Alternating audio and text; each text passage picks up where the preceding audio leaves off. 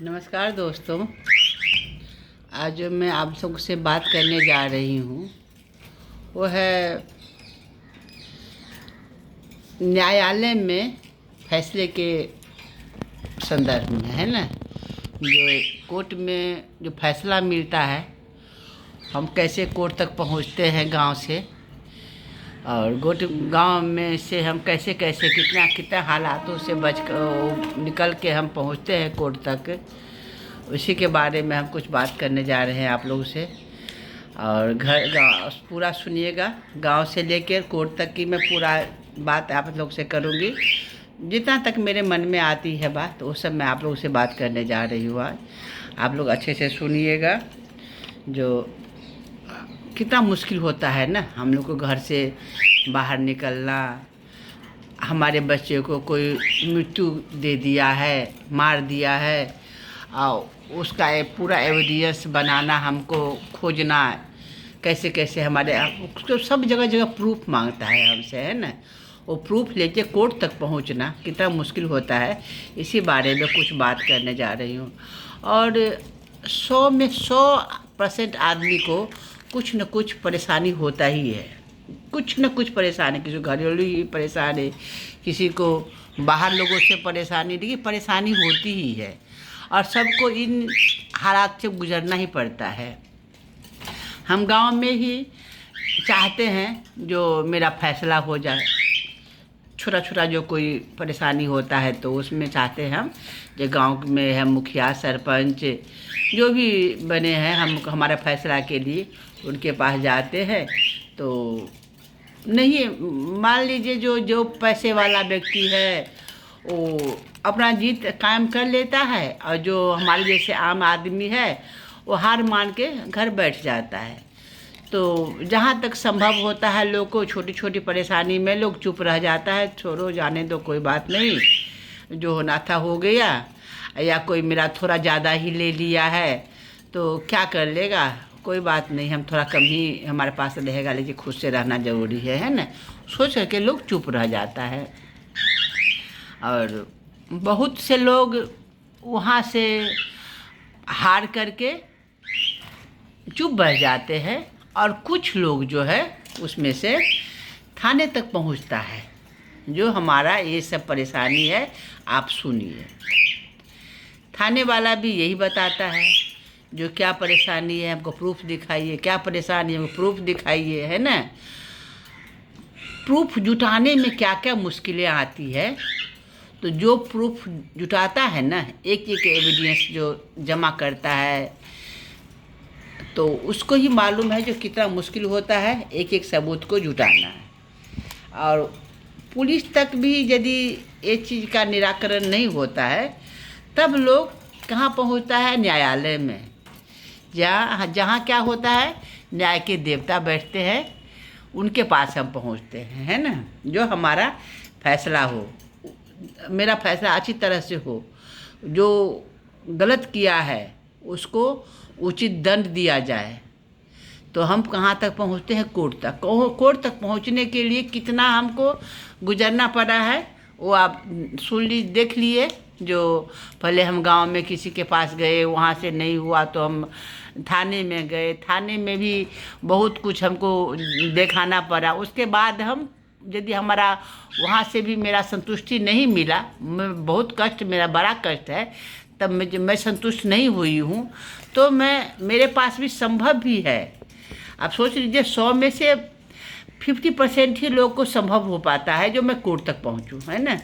और कोर्ट तक पहुँचने के बाद भी यदि आदमी को उचित फैसला नहीं मिल पाता है तो उसके ऊपर क्या गुजरता है।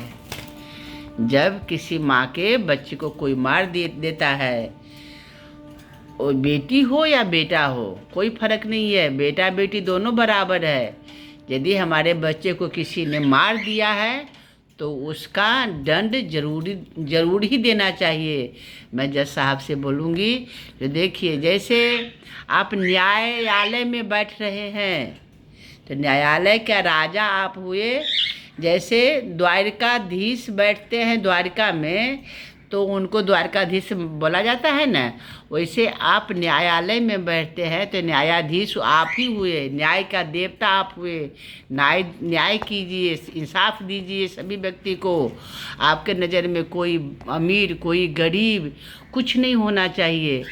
यदि कोई व्यक्ति किसी भी कारण से यदि किसी के बच्चे को मार दिया है और वो घूम रहा है सरेआम बाहर निकल करके, जेल से आप उसको मतलब रिहाई दे दिए है, वो बाहर निकल गया है, तो एक माँ के ऊपर कितना गुजरता है इस बात को। उसको देखता जब है जो मेरा बच्चे का हत्यारा घूम रहा है या घूम रही है, वो बाहर निकल चुकी है, तो मतलब वो आपे से फाजिल ज़्यादा हो जाती है, उसका बस में नहीं रहता है जो अब मैं क्या करूं। कुछ भी कर सकता है वो इंसान। सोचता है जब ये आदमी मार के हमारे बच्चे को जेल में, मैं उसको कितना सबूत पूरा जमा करके वकील के पास लाई हूँ, पुलिस के पास लाई हूँ, उसके बाद उसको जेल हुआ है। जेल में उसका क्या फ़ैसला मिला, जो मान लीजिए 1 साल ही भी नहीं हुआ था, 2025 में उसका मृत्यु हुआ था राजा रघुवंशी का, और 2026 में वो हत्यारी निकल गई घर वहाँ जेल से बाहर। अब बताइए इसी हालत में ना कोई माँ या पिता या भाई आक्रोश में आकर के सोचता है नहीं अब मैं खुद ही फैसला लूँगा। जो मेरे बच्चे का हत्यारा यदि इस तरीके से निकल गया जेल से, तो वो अब बस में, उसका दिमाग बस में नहीं रहता है। इसलिए क्योंकि वो देखता है जो हमारा बच्चे को इस तरीके से मार दिया है, इतना बुरी तरीके से मार दिया है, उसको भी मैं उसी तरीके से मार दूँ। मैं अपने हाथ में अब ये केस ले लूँगी, है ना, क्योंकि वो हार चुकी होती है आप तक पहुँचते पहुँचते। और उसके बाद वहाँ भी यदि सही फैसला नहीं मिलता है ना, तो बहुत कष्टदायी होती है। उसके बाद उस आम व्यक्ति को हम लोग गलत मानने लगते हैं। अब बताइए यदि इसको यदि कोई गलत मानता है, जो उसको तुमने मार दिया, इसको अब जेल होता है, तो क्या सही है ये बात? महाभारत में भी लिखा हुआ है, जो अर्जुन ने कृष्ण भगवान को बोले जो ये मेरा चाचा है, ये मेरे मामा है, ये मेरा भाई है, कैसे उसको मैं उस पर मैं बाण चलाऊँ, कैसे उसको मैं मृत्यु दंड दूँ। तो भगवान भी द्वारकाधीश जो है बताए थे, जो अभी कुछ भी नहीं सोचना है, सिर्फ एक ही सोचना है, जो वो कर्म जो किया है उसका फल उसको मिलना चाहिए। तो ये क्यों नहीं जज साहब कर रहे हैं? यदि कोई आदमी गलत कर्म किया है तो गलत कर्म का सजा उसको जरूर मिलना चाहिए। ये बात नहीं, यही मेरे मन में आज सुबह से बहुत दुखी हो रहा था मन।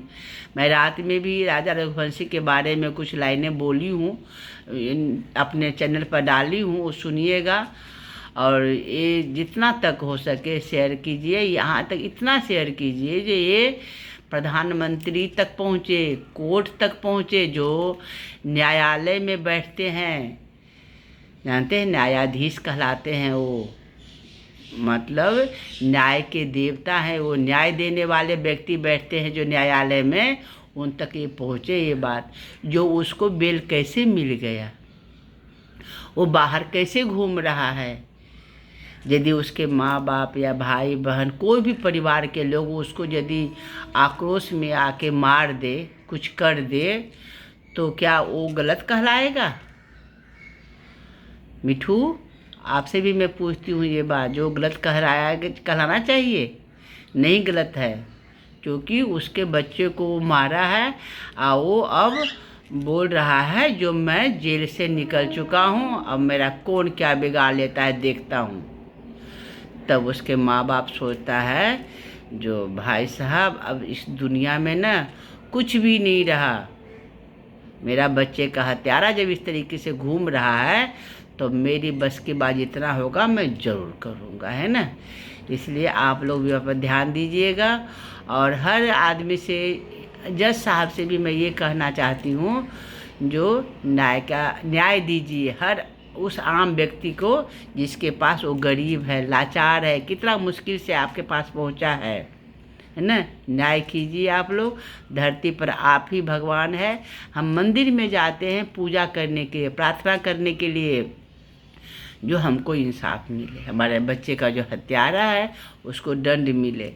लेकिन आपके पास हम इसलिए जाते हैं क्योंकि आप साक्षात देवता हैं। आप ही उसको मृत्यु दंड दे सकते हैं, तो आप उसको मृत्यु दंड दीजिए। मेरे मन से यही, जो कोई भी हत्यारा यदि पहुंचता है ना, तो मेरे मन से ही होता है, जो जज साहब को यदि पूरा प्रूफ मिल गया है जो वो हत्यारा है, तो उसको फांसी दे दी जाए। क्योंकि एक माँ को तसल्ली तभी होता है जब उस हत्यारों का हत्या होता है। मुझे बात ना, यही मेरा आज आप लोगों से कहने की मन में बात चल रहा था। जो हत्यारा जो घूमता है ना, तो माँ के ऊपर बहुत कष्ट होता है। और न्यायाधीश को भी चाहिए, तो न्यायालय में जो हम बैठते हैं तो न्याय उचित होना चाहिए, है ना।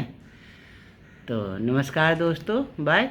आपको जितना तक हो सके शेयर करिएगा, कमेंट में लिखिएगा जो मुझे और कुछ कहना चाहिए कि कुछ मैं गलत कही हूँ, है ना। और शेयर इतना कीजिएगा ना जो जज, प्रधानमंत्री, मुख्यमंत्री, राष्ट्रपति तक, सब तक पहुँचे मेरी बात, है ना। जो कितना गांव से लेके हम कोर्ट तक जाते जाते कितना हम बेलना बेलते हैं। तो ठीक है, नमस्कार दोस्तों, बाय।